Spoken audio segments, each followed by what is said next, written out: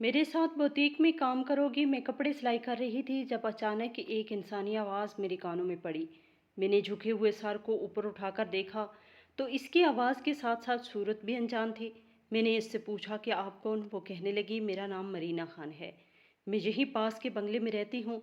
तुम्हारे काम के बारे में बहुत सुना है, सोचा तुमसे मिल लूँ। मेरे घर में काम करने वाली औरत ने बताया कि वो तुमसे कपड़े सिलवाती है। मुझे तुम्हारी सिलाई बहुत पसंद आई। अगर तुम चाहो तो हम दोनों मिलकर काम कर सकते हैं। इसने तहमीद बांधते हुए बात की तो मैंने अपनी सारी तवज्जो कपड़े सिलने पर लगा दी। वो हैरान होकर मुझे देख रही थी और शायद सोच रही थी कि मुझे इसका ये मंसूबा पसंद नहीं आया। तभी समझाने लगी कि अगर तुम मुझे एक सूट भी सिलाई करके दोगी तो मैं तुम्हें इसका 1,000 दूंगी। वैसे तुम्हें अब कितने पैसे मिलते हैं? मैंने चश्मे में से देखते हुए इसे कहा कि एक सूट का मैं 600 लेती हूँ। ये कहकर मैं इस कमीज़ को सेट करने लगी जो अभी अभी सी थी। इसने वो कमीज़ जल्दी से मेरे हाथ से ली और गौर से देखते हुए कहने लगी, ये डिज़ाइन तुमने खुद बनाया? मैंने इस्बात में सर हिलाया तो कहने लगी, बहुत खूबसूरत है। वो सूट पर हाथ फेर कर देख रही थी। तभी कहने लगी, अगर ये सूट मुझे दे दो तो मैं इसका तुम्हें 5,000 देने को तैयार हूँ। इस औरत की बातें मुझे बहुत अजीब लग रही थी। वो ख्वामखा ही मेरे सर पर मसलत हो रही थी। हालांकि मैंने हर मुमकिन कोशिश की कि मेरा रवैया सर्द हो, क्योंकि मेरे पास पहले ही बहुत काम था। मैं और काम नहीं ले सकती थी। तभी वो मुझे समझाने लगी कि अभी तो लोग तुमसे कपड़े सिलवाते हैं, ना तो तुम्हें ज़्यादा पैसे देते हैं और ना ही तुम्हें शोहरत मिलती है। मेरे साथ काम करोगी तो लोग तुम्हारे काम को सराहेंगे भी और आगे चलकर तुम्हारा नाम भी बनेगा। सोचो, इसमें तुम्हारा फ़ायदा है। तुम किसी चीज़ की फ़िक्र मत करो, पैसा मैं दूंगी। बस तुमने इस बुटीक को चलाना है। मैंने सूट सी लिया था, इसलिए सिलाई मशीन एक तरफ रख दी और इनसे पूछने लगी, आप क्या लेंगी, चाय या ठंडा शरबत? वो कहने लगी, बस सादा पानी ले हो। वो मेरे घर का जायज़ा लेने लगी। सीलन सदा दीवारें इस घर की गुर्बत की चुगली खा रही थी, जबकि जिस चारपाई पर वो बैठी हुई थी वो मुकम्मल तौर पर तो नहीं टूटी थी, मगर टूटने के करीब थी। फिर भी दो लोगों के साथ एक सिलाई मशीन का वज़न आसानी से उठा लेती थी। मुझे कपड़े सीने से फुर्सत नहीं थी, इसलिए घर पर ज़्यादा तवज्जो नहीं देती थी। जिस बरामदे में वो चारपाई रखी हुई थी, इसी बरामदे में हर तरफ जाले थे। एक तरफ बिजली के तारों का गुच्छा था, जहाँ पर चिड़िया ने बड़ी महारत से घोंसला बना रखा था। अचानक कुछ चिड़ियाँ आपस में लड़ने झगड़ने लगी तो शोर समझ गया। वो औरत इस शोर से जिज हो गई। इसने अपने कानों पे हाथ रखा हुआ था। मैं हैरत से इसे देख रही थी, दिल ही दिल में मुस्कुरा रही थी कि इस जैसी अमीर औरत ने हमारे घरों की जैसी गुर्बत कहाँ देखी होगी। ये तो पैदा होते ही मुंह में सोने का चमचा लेकर आई होगी। तभी बिजली चली गई और मैं ठंडा पानी लेकर आ गई। बिजली जाते ही वो औरत गर्मी गर्मी की रट लगाने लगी। मैंने हाथ वाला पंखा उठा लिया, वरना तो बिजली को जाते देखकर इस औरत का वहाँ से उठ जाने का इरादा था, मगर वो मजबूर थी, इसीलिए बैठी रही। हालांकि वो बहुत अजीब अजीब मुंह बना रही थी, जैसे इसे ये सब कुछ नागवार गुजर रहा हो। इसने हाथ में पानी का गिलास पकड़ा और गिलास पर लगी हुई धूड़ को जांचने लगी। मैंने गिलास धोया तो था, मगर शायद कहीं एक तरफ से इस पर लगी हुई मिट्टी रह गई थी। अपनी तरफ से तो मैंने एक नया गिलास निकालकर इसमें पानी भरा था, मगर इसमें भी इसने खामी ढूंढ ली थी।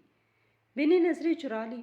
वो प्यासी थी इसीलिए पानी पी गई, वरना वो जिस तरह गिलास को घूर रही थी मुझे नहीं लग रहा था कि वो ये पानी पिएगी। मगर ना तो मैं इसे जानती थी और ना ही वो मेरे बुलाने पर आई थी। वो अपने काम से आई थी, इसलिए मुझे फिक्र नहीं थी कि वो मेरे बारे में क्या सोच रही है। पानी पीने के बाद खुद को पुरस्कुन करते हुए वो मेरी जानब मतवज्जो हुई और कहने लगी, तो फिर क्या सोचा है तुमने? मैं इससे कहने लगी, किस बारे में? मेरी लाइल्मी पर वो सर थाम कर रह गई। तभी कहने लगी, हम दोनों इकट्ठे काम करेंगे। इसलिए तुमने क्या सोचा? तब भी मैं सोचने लगी कि इसको क्या जवाब दूँ। वो तो ज़बरदस्ती मुझे अपने साथ शामिल करना चाहती थी। मैं इससे कहने लगी कि मेरा शोर आता है तो मैं इससे पूछकर बताती हूँ। वह कहने लगी, ठीक है, मुझे जवाब आज ही चाहिए। मैंने कहा, ठीक है, बिजली गए हुए आधा घंटा हो चुका था और अभी तक वो मेरे पास बैठी थी। वो पसीने से शराबोर हो चुकी थी। हालांकि मैं इसे हाथ वाले पंखे से हवा दे रही थी, मगर शायद वो इतनी गर्मी में ऐसे कभी नहीं बैठी थी, इसीलिए इसकी हालत थोड़ी सी खराब हो रही थी। तभी वो कहने लगी, अपने सिले हुए कुछ सूट मुझे दिखाओ, या ऐसे डिज़ाइन जो तुमने निकाले हैं। पहले तो मैं सोच में पड़ गई, फिर मैंने सोचा अगर काम शुरू करना ही है तो फिर डिज़ाइन तो दिखाने पड़ेंगे। मैं अंदर गई और अपनी बेटी की झेज के 10 सूट निकाल लाई, जो मैंने ख़ास तौर पर अपनी बेटी के लिए सिलाई किए थे। वो औरत नदीदों की तरह इन तमाम सूटों को घूर घूर कर देख रही थी।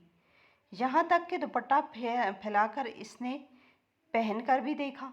मैं इसे मना करने लगी कि मेरी बेटी के जहेज़ के कपड़े हैं, आप इस तरह पहन नहीं सकते, क्योंकि हमारे यहाँ बेटियों को जहेज़ में कोई भी ऐसी चीज़ नहीं दी जाती जो पहले से इस्तेमाल शुदा हो।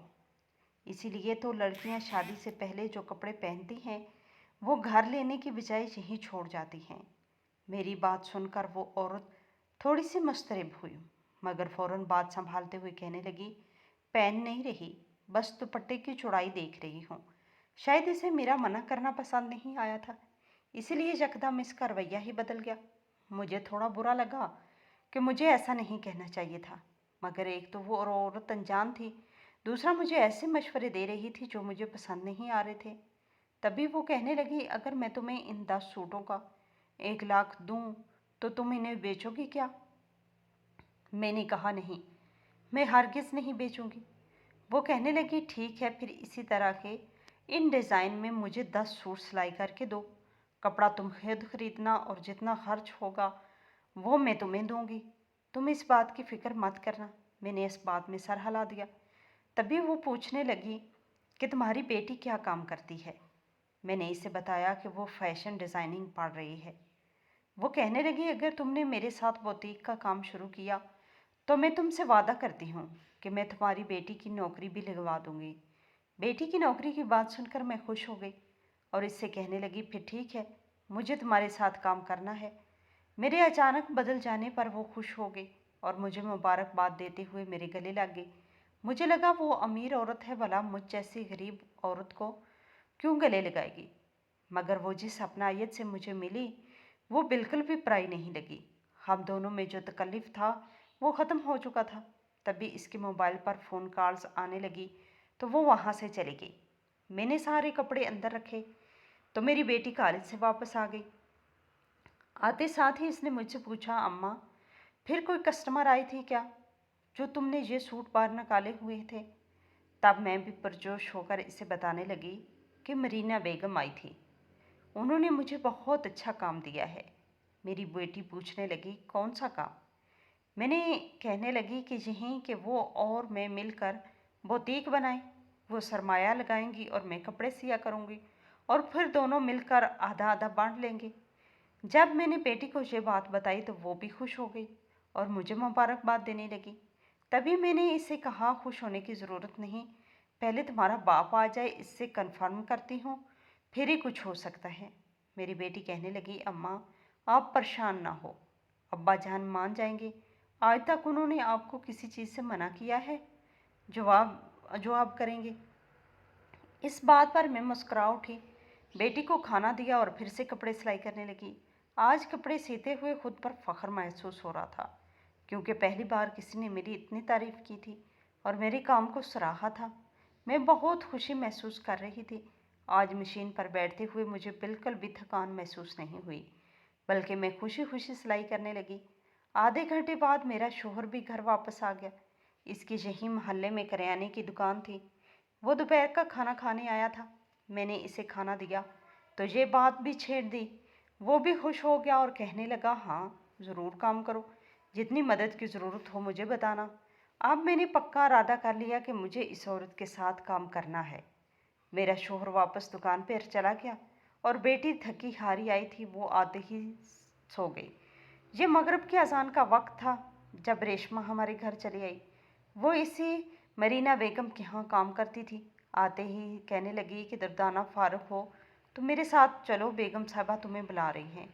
वो कह रही हैं तुमने जो इन्हें सूट दिखाए थे वो लेती आओ, किसी को डिज़ाइन के तौर पे दिखाने हैं। पहले तो मेरा दिल नहीं चाहा कि उन्होंने सूटों को उठाऊं, मगर जब रेशमा ने समझाया तो मुझे यही सही लगा। मैंने एक बैग में सारे सूटों को तह लगा कर रखा और बैग उठाकर दरवाज़ा पीछे से बंद करके मरीना बेगम के बंगले में आ गई। वो बंगला ज़्यादा दूर नहीं था, यहीं पास में ही था। अंदर जाकर मालूम हुआ कि वो कितना आलीशान बंगला था। मैं मुंह खोले इस बंगले को देख रही थी जब रेशमा ने मुझे चुटकी काटी और कहने लगी, कहाँ खो गई हो? मैं कहने लगी, रेशमा, क्या तुम यहाँ पर काम करती हो? मुझे तो अपनी आंखों पर यकीन नहीं आ रहा। तभी रेशमा अतराते हुए कहने लगी, देख लो, बस तुम्हारी बहन की जहाँ अहमियत ही अलग है। ये कहकर वो मुझे अंदर ले गई। अंदर जाकर तो मैं हौनक बनी देखती रह गई। ऐसा शहजादियों जैसा महल मैंने तो ज़िंदगी में पहली बार देखा था। जब मैं इस बंगले को बाहर से देखती तो हमेशा ये हसरत जागती थी कि काश कभी मुझे अंदर से देखने का मौका मिले। और आज जब मैं इनके ड्राइंग रूम में खड़ी हुई थी तो बस इस बंगले को देखे जा रही थी। मरीना बेगम ने मेरे सामने चुटकी बजाई और कहने लगी, कपड़े लाई हो ना? मैंने जल्दी से बैग इन्हें थमा दिया। इनके साथ इन्हीं की उम्र की कोई औरत बैठी थी। वो मेरे कपड़े देखकर हैरान होने लगी और पूछने लगी, ये वाकई तुमने बनाए हैं? जब मैंने इस बात का इकरार किया तो वो कहने लगी, सच में तुम्हारे हाथों में जादू है। बिल्कुल ना ही डिज़ाइन है, ऐसी मैंने कभी भी नहीं देखा। ठीक है, तो फिर बुटीक के मामलात डिस्कस कर लेते हैं। ये कहकर वो दोनों बातें करने लगी और अपने सामने एक कागज़ फैला लिया जिस पर बुटीक का नक्शा बनाया हुआ था। मुझे कुछ समझ तो नहीं आ रहा था, अलबत्ता मैं वहाँ बैठी रही और इनकी बातें सुनती रही। उन्होंने मेरे साथ काम करने की रजामंदी दे दी। मैं खुश हो गई। मैं भूरी बारी सीधी सादी औरत थी, भला मुझे कहाँ ज़माने की चालाकियाँ आती थी। जैसे इन दोनों ने मुझे समझाया मैं समझ गई और फिर मैंने इस बात पर रजामंद होगी कि वो मुझे एक सूट का 1000 दिया करेंगी। अभी तक मैंने किसी को नहीं बताया था कि वो मुझे सिर्फ 1000 देंगी, ना ही मुझे ऐसी समझ थी। पहले भी मोहल्ले की औरतें 4 या 500 देती थी। बड़ी मुश्किलों से मैंने बढ़ाकर 600 किए थे। अब तो वो सीधे मुंह से कह रही थी कि वो मुझे एक सूट का 1000 देंगी। मैं खुश हो गई और खुशी खुशी घर वापस आ गई। मैं दिन में 3 से 4 सूट आसानी से सिलाई कर लेती थी और अगर मैं वहाँ जाकर सीधी तो दिन का 4 से 5 हज़ार तो पक्का था।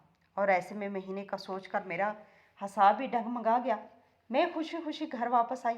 आते साथ ही शोर को बताया, जो गुस्सा हो रहा था कि मैं इतनी देर कहाँ हूँ। क्योंकि बेटी सो रही थी, मैंने इसे इतला नहीं की थी। ऐसे ही आ गई और मैं अपना बटनों वाला मोबाइल भी घर भूल गई थी। इसीलिए मेरा शोर और बेटी परेशान हो रहे थे। रात हो चुकी थी और अभी तक खाना नहीं बना था। मैं इतनी खुश थी कि आज खाना बनाने की थकावट महसूस ही नहीं हो रही थी।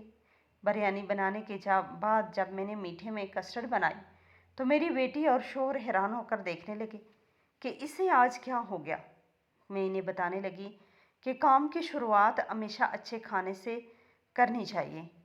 यह कहकर मैंने टेबल पर खाना लगाया और कस्टर्ड को फ्रीज़र में रख दिया। खुशगपियों में खाना खाने का पता ही न चला। सुबह उठी तो काम पर पहला दिन था।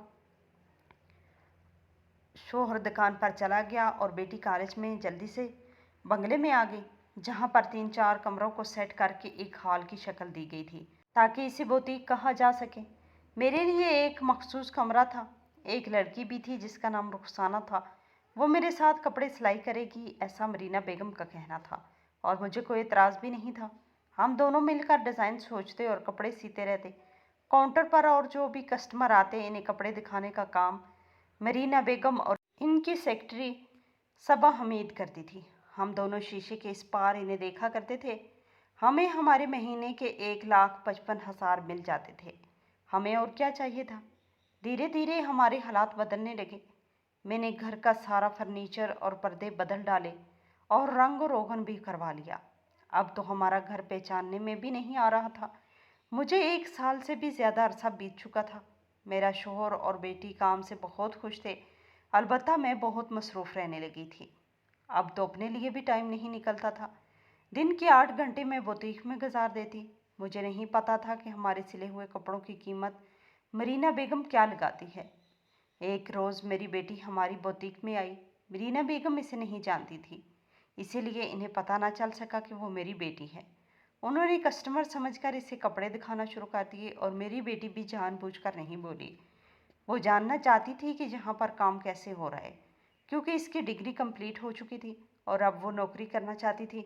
मगर वो पहले इस बुटीक के बारे में सारी मालूमात लेना चाहती थी, फिर कहीं जाकर चाहती थी कि वो यहाँ पर नौकरी करे, क्योंकि इससे अपना काम शुरू करना था और बस यहाँ पर आइडिया लेने आई थी। इसने मुझे कई बार कहा था कि मैं किसी दिन अचानक आ जाऊंगी और मैंने मान भी लिया था। मुझे कोई मसला नहीं था। मैंने शीशे के उस पार इसे देखा तो मेरी बेटी आई हुई थी। मैंने रुखसाना को इशारा किया तो वो मेरी बेटी को देखकर माशाअल्लाह कहने लगी। वो भी मेरी तरह एक मतवस्त तबके से तल्लक रखती थी और इसके 4 बच्चे थे। शोहर वफात पा चुका था, इसलिए कोई भी ये नौकरी करने पर मजबूर थी। अभी हम दोनों बातें करते हुए कपड़े सी रहे थे जब बाहर से लड़ने की आवाज़ें आने लगी। मैं और रुखसाना घबरा गए और सोचने लगे न जाने क्या हुआ है। बाहर जाकर देखा तो मेरे मरीना बेगम और मेरी बेटी एक दूसरे से बहस कर रहे थे। मैं आगे बढ़ी और बेटी को रोकना चाहा, मगर वो तो मेरे कहे में नहीं आ रही थी। इसने कहा, अम्मा बैग उठाओ, हम अभी इसी वक्त ये काम छोड़कर जा रहे हैं। मैं कहने लगी, बेटी हुआ क्या है, बताओ तो सही। मगर वो गुस्सा हो गई और ज़बरदस्ती मेरा हाथ पकड़कर वहाँ से ले जाने लगी। मरीना बेगम धमकियाँ दे रही थी। मैं डर गई कि अचानक इन लोगों को हो क्या गया था। घर आई तो मैंने ज़बरदस्ती बेटी से हाथ छड़ाया और पूछने लगी कि ये क्या हरकत थी। क्या मैंने तुम्हारी तरबियत ऐसी की है, तुम बड़ों के साथ बदतमीज़ी करो? तभी वो कहने लगी, अम्मा मैंने बदतमीज़ी नहीं की। वो औरत एक सूट को 20 से 25 हज़ार में बेच रही है, या इससे भी ज़्यादा। आपने जो सूट लिया था वो जो पार्टी वेयर था, इसने इसकी कीमत मुझे 50 हज़ार बताई, जबकि इसकी सिलाई के पैसे इसने आपको सिर्फ 1 हज़ार दिए हैं। मुझे हैरत हुई है कि वो ऐसा कैसे कर सकती है, जबकि इसने वादा किया था कि आप दोनों में 50-50% बराबरी में तकसीम होगा। तो आपको धोखा दे कैसे दे सकती है? और आप इतने सालों से इसके साथ काम कर रही हैं, आपको मालूम ही नहीं कि वो आपको धोखा दे रही है? मैं तो सीधी सादी औरत थी। जो मेरी बेटी ने समझाया तो मुझे समझ आई कि वो वाकई में गलत कर रही थी। मैंने बेटी को कहा, हमें इससे बात करनी चाहिए। तभी मेरी बेटी कहने लगी, नहीं, हम अपनी बुटीक बनाएंगे और देखना इससे भी ज़्यादा कमाएंगे। डिज़ाइन हमारे हमारे हैं और वो कह रही है, सबको यही कहती फिरती है कि ये सूट इसने बनाया है, और मैं ये बात हरगिज़ बर्दाश्त नहीं कर सकती। मेरी बेटी बहुत गुस्सा हो रही थी, जबकि मैं परेशान हो गई थी। इतना अच्छा काम मिला था और फिर से काम शुरू करना कोई आसान काम नहीं था। मैंने बेटी को समझाना चाहा, मगर वो उल्टा मुझ पर ही गुस्सा होती रही। बहरहाल मेरा शोहर वापस आया तो मैंने इसको सारी बात बताई। इसे भी अफसोस हुआ। इसने कहा कि मैं तुम दोनों का साथ देने को तैयार हूँ, जैसे कहो वैसा ही होगा। मेरा एक दोस्त है, इसकी 2 दुकानें शहर में हैं, बिल्कुल बाज़ार में, और उसके ऊपर चबारा भी बना हुआ है, जहाँ पर वॉशरूम और छोटा सा किचन भी है। एक किस्म का वो घर ही है। अगर तुम चाहो तो मैं तुम लोगों को किराए पर दिलवा सकता हूँ। तुम लोग वहीं बुटीक खोल लेना, नीचे कपड़े बेचना और ऊपर कपड़े सिलाई करना। मुझे अपने शोहर का आइडिया बहुत पसंद आया। मैंने बेटी से बात की तो वो भी खुश हो गई। हम फैसलाबाद गए ताकि बेहतर से बेहतरीन कपड़ा खरीद सकें। हर नई वैरायटी लेकर जब हमने अपनी बुटीक चलाई तो वो बहुत फ़ायदा देने लगी। चंद महीने में ही हम लाखों में खेलने लगे। मैं बहुत खुश थी और बेटी की समझदारी की दाद दे रही थी कि इसने इस फैसले से हमारी ज़िंदगी ही बदल डाली। मेरे जहन में मरीना बेगम का ख्याल ही निकल चुका था। कई बार इनकी मुलाजमा रेशमा हमारे घर आई, मगर मेरी बेटी ने बगैर बात सुने इन्हें घर से भेज दिया। वह मरीना बेगम की धमकियां हमें सुनाने आई थी। एक रोज़ मेरी सहेली रुखसाना चली आई, जो मेरे साथ कपड़े सीती थी। इसने आते साथ ही यही कहा कि मरीना बेगम बहुत गुस्से में है। पहले तो वो कह रही थी कि वो वहाँ जाकर पछताएगी, मगर जब से तुम्हारा काम चल निकला है वो गुस्से से पागल हो रही है और कह रही है कि वो तुम्हें सबक सिखाएगी। तुम ध्यान से रहना और अपना खूब ख्याल रखना। तुम जानती हो कि ऐसे बड़े लोगों का कोई भरोसा नहीं होता, कब वो हमारे हक पर डाका डाल लें। रुखसाना का समझाने का अंदाज़ ऐसा था कि मैं घबरा गई और इसके कहने लगी कि मरीना बेगम سے کچھ کہا تو نہیں؟ وہ کہنے لگی وہ تمہیں برباد کرنے کی دھمکیاں دے رہی ہے۔ آج کل ان کا کام بالکل نہیں چل رہا، مجھ سے اتنے کپڑے سیے نہیں جاتے، اور انہوں نے جو لڑکی بٹھائی ہے وہ بھی کچھ زیادہ اچھا کام نہیں کر رہی، اسی لیے تو وہ غصہ ہو رہی تھی تم پر۔ اب تم کیا کرو گی؟ میں کہنے لگی تم فکر مت کرو اور اپنا خیال رکھنا، اگر مدد کی ضرورت ہو تو مجھے بتانا۔ وہ کہنے لگی نہیں نہیں، مدد کی ضرورت نہیں ہے، میں تو بس تمہیں سمجھانے آئی تھی کہ اپنا خیال رکھنا، اس عورت کا کوئی بھروسہ نہیں ہے۔ رخسانہ کافی دیر بیٹھی رہی، اس کے بعد وہ چلی گئی۔ وہ تو اپنی پریشانی ختم کر گئی، مگر مجھے بہت بڑی ٹینشن دے گئی۔ میری بیٹی نئے زمانے کی تھی، نئے دور کی لڑکی تھی جسے زمانے کی اونچ نیچ کی پوری سمجھ تھی۔ میں سیدھی سادی عورت تھی، گھر سے کبھی باہر بھی نہیں نکلی تھی، اسی لیے مرینا بیگم کے کہے معیار کے اس کے ساتھ کام کرنا شروع کر دیا، مگر مجھے نہیں معلوم تھا کہ وہ اتنی خودغرض سے نکلے گی کہ میرا برا چاہے گی۔ ایک روز ہم بوتیک پر کام کر رہے تھے جب مجھے ایک پرچی اس پر لکھا تھا اگر دوبارہ کل یہ بوتیک کھولی تو اس کے بعد تم یہاں کام کرنے کے قابل نہیں رہو گی، اس سے اچھا ہے اسے بند کر دو۔ میں سمجھ گئی کہ یہ مرینا بیگم نے کہا ہے۔ میں نے بیٹی کو چٹھی دکھائی تو وہ کہنے لگی یہ کون ہوتی ہے ہمیں دھمکانے والی، میں ابھی پولیس میں رپورٹ کرتی ہوں۔ میں اسے سمجھانے لگی کہ بڑے لوگ ہیں، ہم ان کا کچھ نہیں بگاڑ سکتے۔ میری بیٹی نے اس پرچی کی تصویر بنا لی، اس کے بعد ہم گھر واپس آ گئے۔ رات کو سو رہے تھے جب میرے شوہر کا موبائل مسلسل بج رہا تھا۔ مجھے بڑا عجیب لگا کہ رات کے اس پہر کون کر رہا ہے۔ میں نے شوہر کو اٹھایا اور اسے کہا کہ تمہارا فون بج رہا ہے۔ وہ نیند میں جیسے ہی کال اٹھائی ہڑبڑا کر اٹھ بیٹھا اور کہنے لگا کیسا ہوا یہ سب؟ وہ جتنا پریشان تھا اسے پریشان دیکھ کر میں بھی اٹھ بیٹھی۔ تبھی کال کاٹنے کے بعد وہ کہنے لگا بوتیک میں آگ لگ گئی ہے، جلدی چلو۔ یہ سن کر میرے اوسان خطا ہو گئے اور سارا جسم سن ہو گیا، محسوس ہوتا جیسے ساری طاقت کسی نے نچوڑ لی ہو۔ میں حیران پریشان بیٹھی ہوئی تھی جب میرے شوہر کہنے لگا بلکہ تم لوگ گھر میں بیٹھو، میں خود جا کے پتہ کرتا ہوں۔ میں کہنے لگی نہیں نہیں، میں آپ کو اکیلا نہیں جانے دوں گی۔